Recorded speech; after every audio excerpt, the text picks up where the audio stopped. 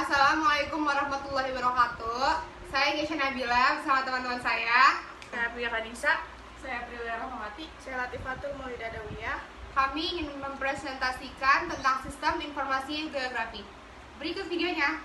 Informasi geografi (SIG) atau Geographic Information System (GIS) adalah suatu sistem informasi yang dirancang untuk bekerja dengan data yang bereferensi spasial atau berkoordinat geografi, atau dengan kata lain, suatu SIG adalah suatu sistem basis data dengan kemampuan khusus untuk menangani data yang bereferensi ke ruangan atau spasial bersamaan dengan seperangkat operasi kerja.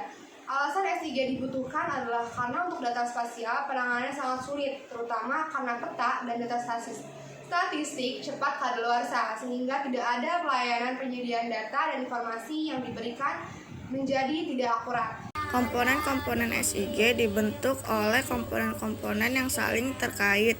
Terdapat 3 komponen penting dalam SIG, yaitu yang pertama ada perangkat keras.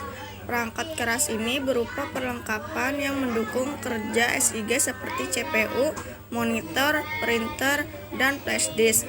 Yang kedua, perangkat lunak. Perangkat lunak yaitu komponen SIG yang berupa program-program pendukung kerja SIG seperti input data, proses data, dan output data. Yang ketiga, ada manusia. Manusia sebagai pengguna yaitu pelaksana yang bertanggung jawab dalam pengumpulan, proses, analisis, dan publikasi data geografis.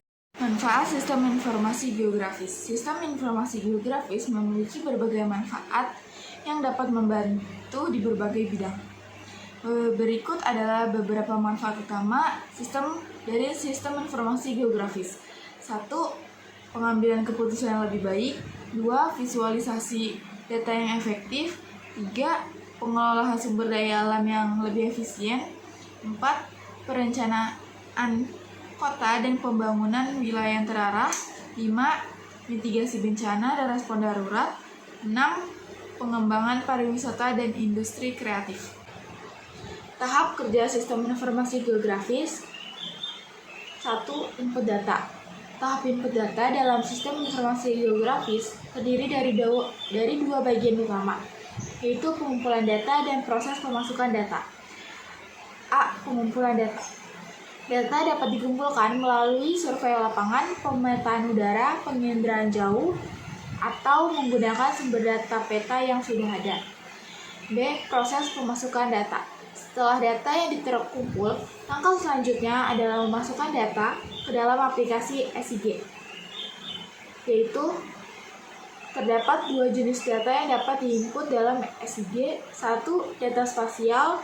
2. Data atribut. 2. Pengolahan data. Pada tahap ini, data yang terkumpul akan diolah, dimanipulasi, dan dianalisis untuk menghasilkan informasi yang lebih akurat dan relevan. 3. Output data.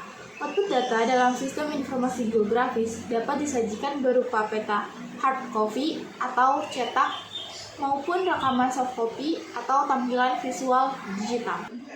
Dapat disimpulkan jika SIG adalah sistem komputerasi yang dapat dipergunakan untuk mendukung berbagai pengambilan keputusan terhadap meteorologi dan teknologi yang diperlukan dalam urusan keuangan. Oleh karena itulah, penting untuk diketahui bahwa sampai saat ini SIG terus-menerus mengalami pertumbuhan dan perkembangan dengan baik. Bahkan bermunculan tentang berbagai instansi pemerintahan yang telah menggunakan aplikasi SIG. Contoh aplikasi SIG yang dapat dipergunakan adalah aplikasi SIG untuk tata ruang wilayah, aplikasi SIG untuk manajemen pertambangan, aplikasi SIG untuk informasi pertanahan, aplikasi SIG untuk utility atau Telkom dan PLN, dan lain sebagainya. Contoh sistem informasi geografis. SIG untuk manajemen sumber daya alam. SIG digunakan dalam pengelolaan sumber daya alam seperti hutan, pertanian, perikanan, dan keanekaragaman hayati. Contohnya, SIG dapat digunakan untuk memetakan kawasan hutan yang terancam deforestasi, memantau perubahan tutupan lahan, atau menganalisis pola migrasi hewan.